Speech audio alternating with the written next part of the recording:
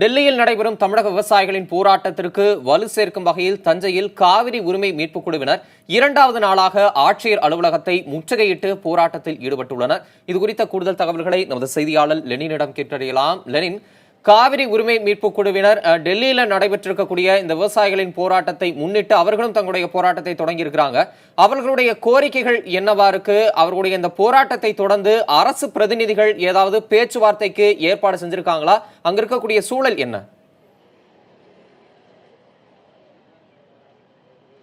குறிப்பா காவிரி மேலாண்மை வாரியத்தை உடனடியாக அமைக்க வேண்டும், முழுமையாக வறட்சி நிவாரண தொகையை வழங்க வேண்டும் என்பன உள்ளிட்ட கோரிக்கைகளை வலியுறுத்தி தான் டெல்லியில் விவசாயிகள் போராட்டம் நடத்திக்கிட்டு இருக்காங்க. அதே கோரிக்கைகளை வலியுறுத்தி தஞ்சை மாவட்ட ஆட்சியர் அலுவலகத்தை முற்றுகையிட்டு காவிரி உரிமை மீட்புக் குழுவினர் இன்று இரண்டாவது நாளாக இந்த முற்றுகை போராட்டத்தை நடத்திக்கிட்டு இருக்காங்க. அந்த காட்சிகளை நாம் நேரடியாக காண முடியும். ஒசூர் உள்ளிட்ட தமிழகத்தினுடைய பல்வேறு பகுதிகளிலிருந்து இந்த போராட்டத்தில் ஏராளமான விவசாயிகள் பங்கெடுத்திருக்காங்க. ஆண்கள், பெண்கள் என பல்வேறு தரப்பினரும் இந்த போராட்டத்தில் பங்கேற்றிருக்கக்கூடிய காட்சியை நம்மால் காண முடிகிறது.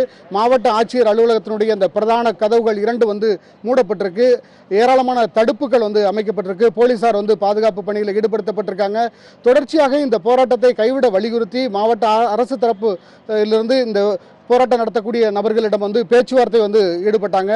அந்த பேச்சுவார்த்தை அந்த உடன்பாடு என்பது எட்டப்படவில்லை. நாங்கள் தொடர்ச்சியாக இந்த போராட்டத்தை நடத்துவோம்.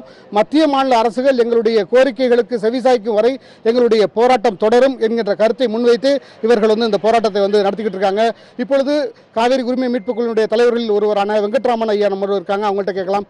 ஐயா, நீங்கள் என்னென்ன கோரிக்கைகளை வலியுறுத்தி இந்த போராட்டத்தை நடத்திக்கிட்டு இருக்கீங்க? நம்முடைய அடிப்படையான சட்டப்படியான உலக சட்டப்படியான உரிமை நம்முடைய காவிரி உரிமை என்பது இது நம்முடைய பாசன உரிமை, ரைப்பேரியன் ரைட் என்ற வகையில் உலக சட்டங்களில் உறுதி செய்யப்பட்டிருக்கிறது. இந்தியாவுக்கும் பாகிஸ்தானுக்கும் பதட்டம் இருக்கிற நேரத்தில் கூட ஹெல்சிங்கி உடன்பாட்டின்படியான அந்த பகிர்வு சிந்து நதியில் செயல்படுகிறது.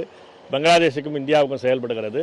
அதே போல் இந்தியாவில் இருக்கிற சட்டத்தின்படி மாநிலங்களுக்கு இடையிலான தண்ணீர் தகராறு சட்டத்தின்படி தீர்ப்புகள் வழங்கப்பட்டிருக்கின்றன. அந்த தீர்ப்புகள் கிருஷ்ணா நதியில் ஒரு வார்த்தை கூட மாறாமல் செயல்படுத்துகிறார்கள். நர்மதை ஆற்று தீர்ப்பாயத்தை செயல்படுத்துகிறார்கள். அதே சட்டத்தின் கீழே காவிரி தீர்ப்பாயம் வழங்கிய தீர்ப்பை இந்திய அரசு செயல்படுத்தவில்லை. அத்தோடு அந்த தீர்ப்பையே ரத்து செய்யும் வகையிலும் அந்த தீர்ப்பாயத்தையே கலைக்கும் வகையிலும் புதிய ஒற்றை தீர்ப்பாய சட்ட முன்வடிவை இந்திய அரசனுடைய பாசனத்துறை அமைச்சர் உமா பாரதி அவர்கள் நாடாளுமன்றத்தில் முன்வைத்திருக்கிறார்கள். காவிரியில் குறிப்பாக தமிழகம் ஒரு வரலாறு காணாத வறட்சியில் ஏற்பட்டிருக்கு. இந்த சூழ்நிலையில் நடுவர்மன்ற இறுதி தீர்ப்பு வந்தால் பிரச்சனை தீர்ந்துடும், அல்லது இறுதி தீர்ப்பு வந்தால் பிரச்சனை தீர்ந்துடும். இப்போ காவிரி மேலாண்மை வாரியம் அமைத்தால் பிரச்சனை தீர்ந்துடும் அப்படிங்கிறது எந்த விதத்தில் நியாயமான ஒரு விஷயம்? இன்னொன்று, காவிரியில் தண்ணி இல்லாதனால தான் நாங்கள் திறந்து விடலை அப்படிங்கிற கோரிக்கையை நீங்கள் எப்படி பார்க்குறீங்க? இப்போ கர்நாடகம் போடுகிற பிச்சை அல்ல காவிரி தண்ணீர் என்பது. இந்த தீர்ப்பிலேயே, இறுதி தீர்ப்பிலேயே இருக்கிற தண்ணீரை வறட்சி காலத்தில், தண்ணீர் பற்றாக்குறை காலத்தில் எப்படி பகிர்ந்து கொள்வது என்பதற்கான வழிவகைகள் செய்யப்பட்டிருக்கிறது. ப்ரோ ரேட்டா என்ற அடிப்படையில் இருக்கிற தண்ணீரை இந்த விகிதாச்சார அடிப்படையில் பிரித்துக் கொள்ள வேண்டும் என்று சொல்லப்பட்டிருக்கிறது. இவர்கள் புதிதாக சட்டவிரோத அணைகளை கட்டி தண்ணீரை தேக்கி வைத்துக் கொண்டு வறட்சி என்று மிகைப்படுத்தி சொல்லுகிறார்கள். எனவே இதை ஏற்பதற்கில்லை, அது சட்டவிரோதமானது.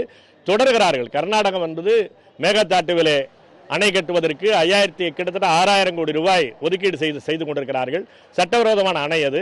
ஏற்கனவே போடப்பட்டிருக்கிற பல்வேறு அணைகளும் சட்டவிரோதமான அணைகள் தான். அதிலெல்லாம் தண்ணீரை தேக்கி வைத்துக் கொண்டு கிருஷ்ணராஜசாகரில் தண்ணீர் இல்லை என்று காட்டி வறட்சியை சொல்கிறார்கள்.